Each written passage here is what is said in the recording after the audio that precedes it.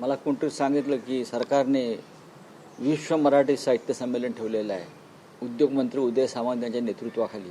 कालच विधानसभेत एक बातमी पाहिली मी की महाराष्ट्रातल्या जवळजवळ 300 मराठी शाळा बंद पडलेल्या आहेत आणि आमच्या राज्याचे मुख्यमंत्री ओरडून सांगतायत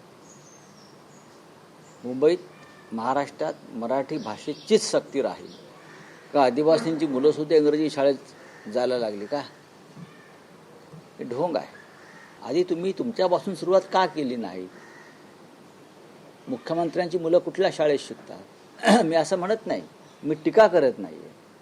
आम्ही अभिमानाने सांगतो की संजय राऊतांच्या मुली मराठी शाळेतच शिकल्या आणि आम्ही त्यांना हट्टानं मराठी शाळेतच टाकलं.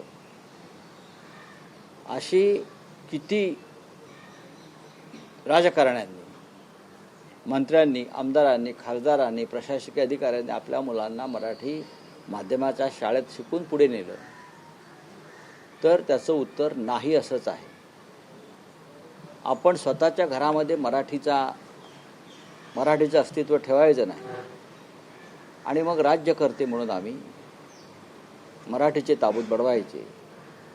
हे जोपर्यंत थांबत नाही तोपर्यंत मराठीची सक्ती या विधानसभेतल्या घोषणांना काही अर्थ असेल असं मला दिसत नाही.